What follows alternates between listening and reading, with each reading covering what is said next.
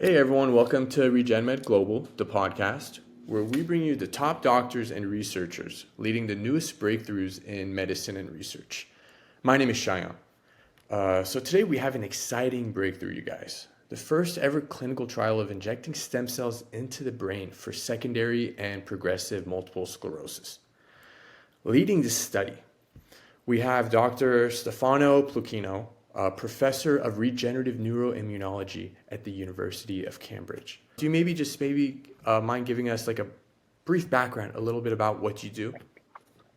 Yeah. So as you said, my name is Stefano Pluchino. I work at the University of Cambridge in England. I'm a scientist, but also I'm a clinically active neurologist. So my interest is to develop and to validate in relevant preclinical models of disease, advanced therapeutics, and to bring them to people with neurological conditions. And my major interests have always been around MS and more recently around progressive MS. So that's why we are here today. Perfect. Can you give us a little bit, just like an overview of that clinical trial related to the stem cells and MS? Yeah, actually, the clinical trial is the beginning of the end, actually, because it comes after 25-ish years of work that we started back in the days when I was still a PhD student in experimental neuroscience, and I was working at the Raffaele Scientific Institute in Milano. And together with Angelo Vescovo, the co-lead of the clinical trial, and Gianvito Martino, we developed an innovative way to ameliorate clinical, neurological, and pathological deficits in animal models of MS-like disease with the injection of somatic neural stem cells via minimally invasive injection routes. Instead of injecting cells directly into the brain, we delivered therapeutic cells via the bloodstream or the cerebrospinal fluid circulation through an intrathecal injection. The preclinical work in mice was successful in its first instance. It was confirmed by consecutive work in other disease models, still in mice. We also managed to complete back in 2009 preclinical trial in non-human primates with MS-like disease. And then after several years of work, also thanks to Angelo Vescovi and his team, we were able to complete this first-in-man phase 1 proof of concept, safety, tolerability, and feasibility study in humans with progressive MS. So it's 20 years of work. Perfect. Now, with this most recent trial that you guys did, can you just tell a little bit about like, the design study and how it was conducted? Yeah, the study is a phase 1 study, so it's very, very straightforward. It's a study which primary aims were to demonstrate that it is possible to develop advanced therapeutics made of somatic brain stem cells for clinical application, and we made it. It is the ACT, Advanced Cell Therapy product, is safe in people with advanced disease, and it is well tolerated, and we made it. The clinical trial design included 2 patient recruitment centers in 2 different hospitals in Italy, 1 central hub for imaging, which was in Switzerland, and the central cell factory facility, which was still in Italy. Over more than 150 patients initially expressing their interest to participate to the trial, we were able to screen and select a total of 15, which were those finally entering the trial. Being a phase 1 study and having the possibility to offer people with MS different biologics which work as disease-modifying therapy for ethical reasons, we were obliged to design the trial around people with advanced MS, which are not usually eligible for disease-modifying therapies on the NHS or in clinical trials. So the people entering the study were people with active and non-active secondary progressive MS with several years of disease and with advanced neurological deficits, usually at least on a wheelchair or with even worse, which means either wheelchair bound or bed bound. And that's for the patient's recruitment. Once patients were enrolled into the study was made of a 3-month running period, which is a pre-trial observation period during which patients were subjected to neurological assessment and imaging, which allowed us understanding which was the baseline of the disease prior to inject cells into patients. And then the study was made of 12 months only follow-up after cell injection. Cells were coming from quite extensively characterized, non-immortalized brain stem cell line that Angelo Vescovi's group established in their facility, which was fully quality controlled, fully characterized, and approved by EMA, which is the European FDA, for clinical use.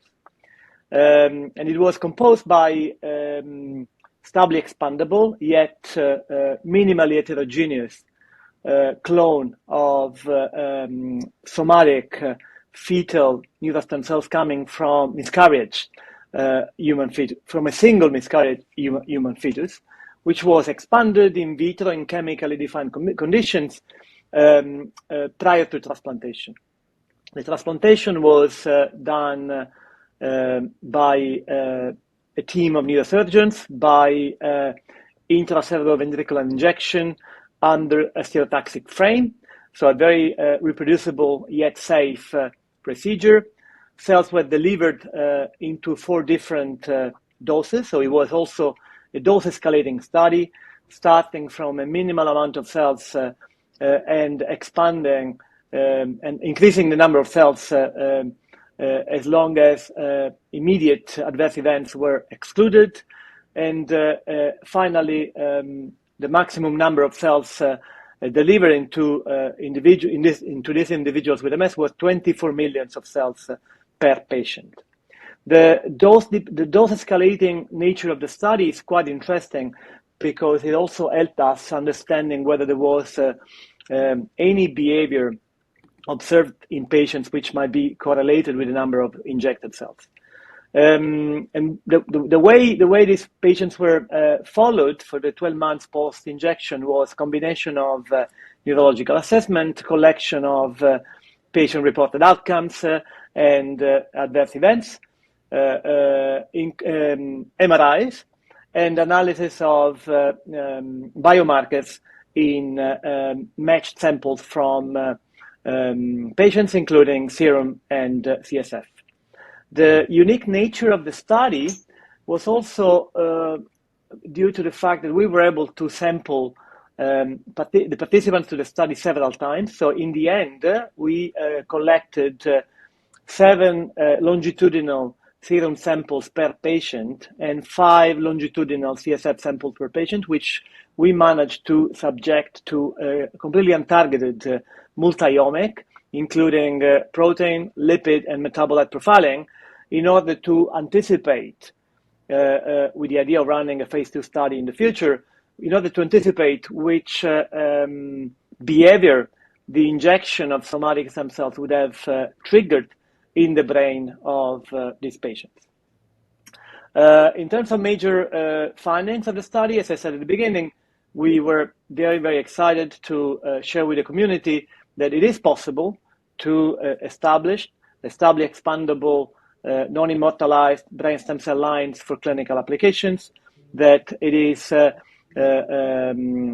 injection of brain stem cells through the cerebrospinal fluid circulation via an ICV injection is safe. It is very well tolerated by people, even with advanced disease.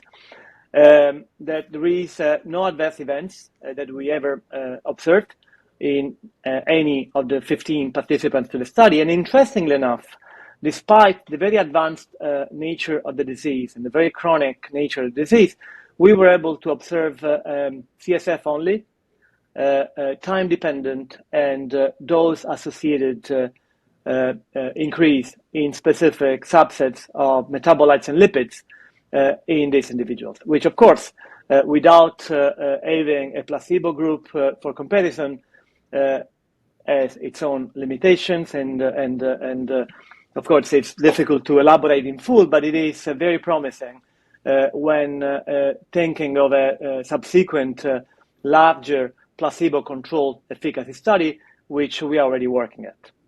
Right, that's great, doctor. Now, with the results of the patients, the benefits, what kind of benefits did they experience? A phase 1 study does not allow getting to any of these conclusions. It is, it's important, especially for advanced therapeutics, that it is run in a very rigorous manner. I keep stressing the fact that what's very important for phase 1 studies using advanced therapeutics is a very high quality of the therapeutic procedure that we deliver. So we were very pedantic on the quality of the cell line, on the stability of specific cell features over extensive passaging prior to transplantation. We also conducted, this is part of the published paper, a little bit of post-production quality controls on the cell line. So basically, we manage in a subgroup of patients to retrieve what's left in the needle after the delivery of the cells into the patients, and we expanded back in vitro those low numbers of cells that survived to the transplantation, and we achieved a very, very remarkable stability of cell features even post-transplantation. So the ACT, the advanced cell therapy product, has to be high quality, and we managed to demonstrate very convincingly a good quality of the cell therapy product. But I think it is difficult, if not, inappropriate to extract efficacy findings or efficacy claims out of a phase 1 study. The only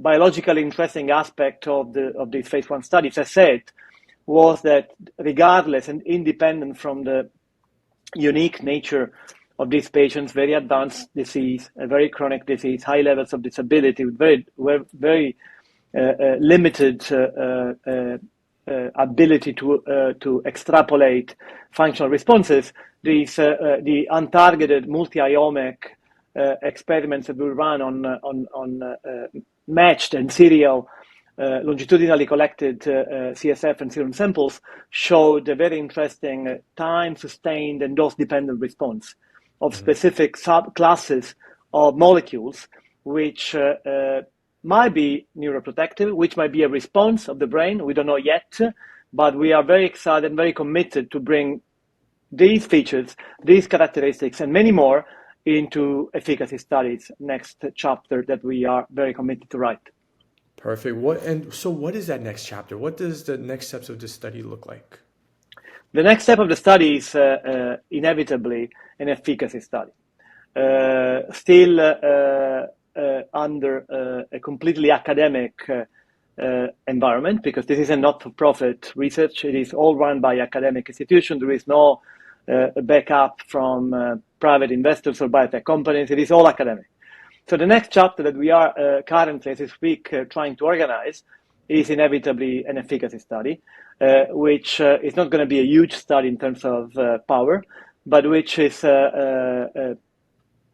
being developed as we speak as a medium-sized phase 2 efficacy study, ideally against a placebo-injected control group, and ideally by recruiting individuals with still progressive MS, but with a milder and younger disease history, in order to be able to extract those efficacy outcome measures that are very hard to extract if the disease is that advanced as it was in the phase 1 study.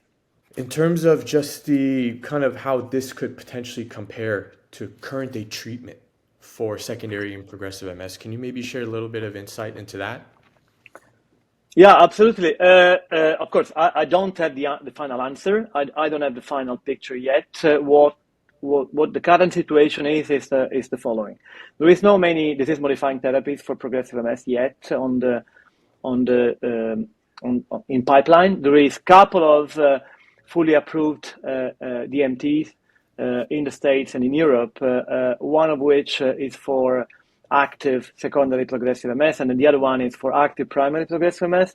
And I'm specifically alluding to siponimod and rituximab, respectively, which are coming from very extensive analysis, very extensive studies and trials in people with relapsing remitting MS, and eventually they have been extended and expanded and applied also to people with active progressive disease. We don't have yet a fully established disease-modifying therapy for non-active progressive MS on the NHS, and there is extensive research at the moment ongoing in clinical trials from phase 2 to phase 3. So there is a number of very interesting molecules that will be developed and will become available in the next few years. But we don't have yet what we call gold standard of care for people with progressive MS. So in principle, advanced cell therapeutics, and it's not just a case of cell therapy, but it might also be applied conceptually to gene therapy, would work as competitors for disease-modifying therapies. And they are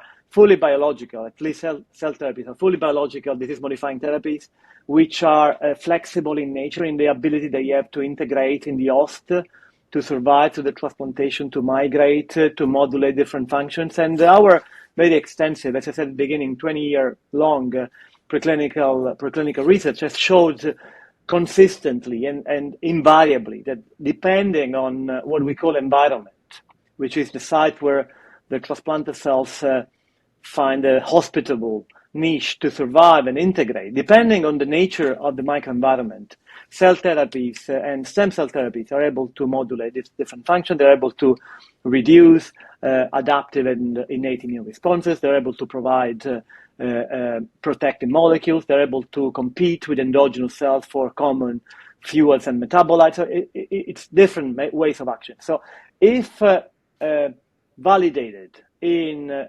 rigorous conducted clinical trials, I think that ACTs and cell therapies and stem cell therapies might really become the next generation of fully biological disease-modifying therapies. That's the future I envisage for such a complex, incredibly expensive, very, very difficult to understand, very difficult to develop new generation of therapies for chronic conditions of the brain. Sure. Now, with this study, could this set a foundation for not just MS, but also other conditions as well, too? In theory, big yes. My group preclinically has challenged what we called initially therapeutic plasticity of stem cells in animal disease models, not only of MS, but also of chronic ischemic stroke of the brain, spinal cord injury. There is data coming from other groups on traumatic brain injury. We have a new story which is not yet published on focal demyelination and the ability of transplanted stem cells to differentiate in vivo into fully competent new myelinating cells. So yes, these first in-man studies might constitute the foundation for the application of non-hematopoietic stem cell therapeutics in different chronic conditions of the brain. Yes. What makes it so unique compared to any other thing that's been out there? The uniqueness is the biology of the therapeutic. We are facing not against medicinal chemistry, not against small molecules, which are highly predictable in their way of action. They are druggable. They are easy to synthesize or to produce. That's kind of still valid, very, very valuable.